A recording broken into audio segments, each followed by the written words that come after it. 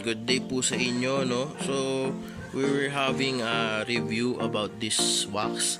So, Botany po ang kanyang brand. Yan, so nabili natin siya sa Shopee. And it includes this microfiber cloth. Maganda siya, makapal. So mamaya matitesting natin kung gaano nga ba siya ka-effective, no?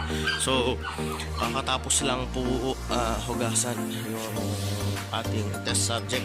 So ang aking Honda Jazz na white, ayan po. So pupunasan ko lang po para matuyo. Then try na po natin yung Botany wax kung gaano po siya ka-effective. Ayan po.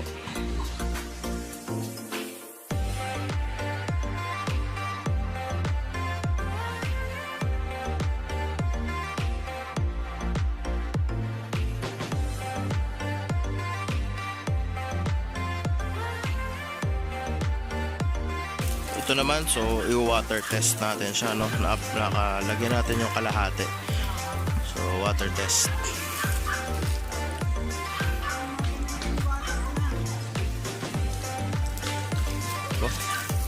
Okay, mukhang effective siya. Slide lang talaga.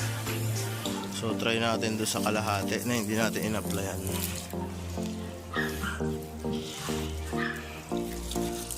So ayan, kung makikita nyo, may naiiwan tubig eh. Ayan o. Ayan sa gitna.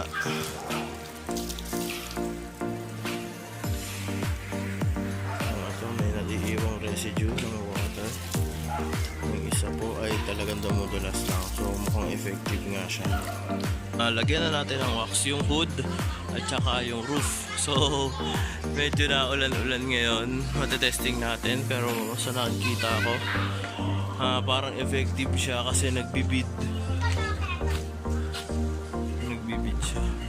So hindi na siya katulad nung walang wax. Ayan, nagbibiding. So tingnan natin mamaya after umulan kung maliwanag pa. Pag pinanasan ay kung walang watermarks, or kinabukasan kung wala siyang watermarks. Yan. Tignan natin yung wax kahapon, no? Iiwan natin overnight. Mukhang okay naman siya. So galing yan sa ulan at saka yung habog. Check natin yung hood. Walang mga tubig. Clear siya. Yan. So dito sa bubong may mga beading na nangyayari. Ayan, hello. So after natin magamit nga itong Botany wax, so sa observations ko naman, after 2 weeks, effective pa rin siya, pero I think you need to reapply the wax for optimal usage, no? As advertised, weekly, para ma-achieve natin yung hydrophobic effect niya. Kasi dito sa nakalagay is it can last for, wait lang, focus natin.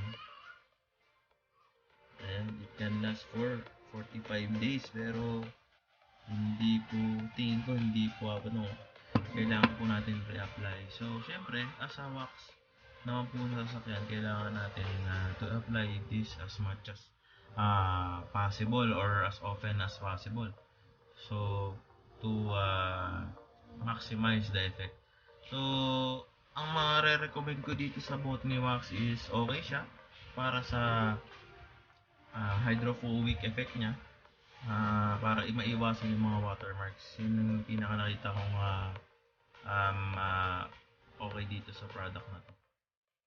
So yun, mare-recommend ko siya, lalo na sa price niya. So yung price niya ilagay ko na lang sa description below, tsaka yung kung saan ko siya nabili sa Shopee. So yun lang, thank you sa mga nanood nito sa unang review ko dito sa unang product na ni-review ko dito sa vlog.